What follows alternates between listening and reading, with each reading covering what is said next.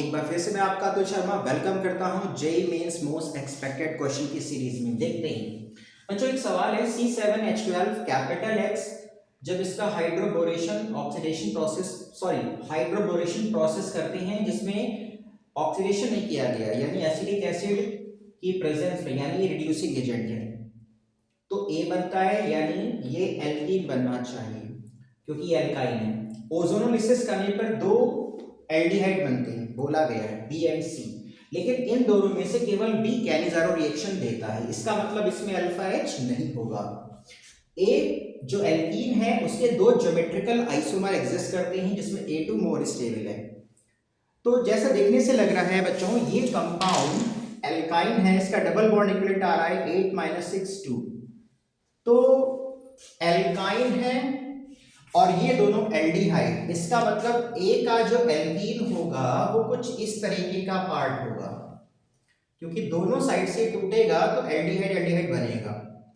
अब एक साइड से कैनिजारो नहीं दे रहा, यानी कि यहां पे सारे के सारे कार्बन को ब्रांच कर दीजिए आप, क्योंकि ये जो एल्डिहाइड बनेगा उसमें अल्फा एच नहीं बनेगा बाद में। कितने हो गए? 1 2 3 4 5 6, एक कार्बन यहां लगा दिया, ये आपका एक्स है। जब आप इसको बच्चों रिड्यूस कराओगे, सॉरी ये आपका ट्रिपल बॉन्ड था स्टार्टिंग में, जब आप इसको रिड्यूस कराओगे तो ये एल्कीन में कन्वर्ट हो जाएगा, CH3C CH3 CH3 CH double bond CH CH3। बच्चों ये क्या हो गया? ये A हो गया।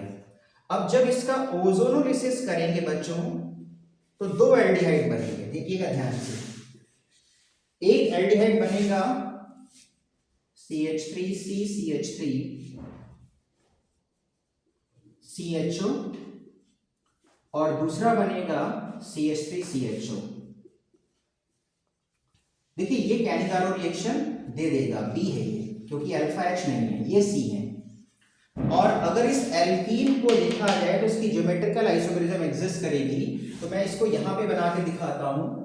एक एल्कीन ऐसी होगी सिस फॉर्म में, एक तरफ CH3 लगा है और एक तरफ एक कार्बन पे 3 मिथाइल लगे हैं, ये आपका सिस हो गया, यानी कि ये A1 है। और इसी का A2 बना लीजिए ट्रांस वाला,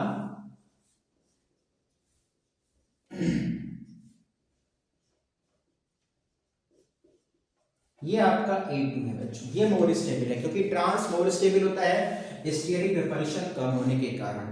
तो बच्चों X क्या है? It is an alkyne, pi bond equivalent 2 है, रिड्यूस कराया एल्कीन बन गया। मैंने क्यों ब्रांचिंग करी? क्योंकि यहां पे बोला गया एक एल्डिहाइड जो है B वाला वो कैनिजारो देता है, कैनिजारो का मतलब अल्फा एच नहीं होना चाहिए, इसीलिए मैंने यहां पे ब्रांचिंग कर रखी है।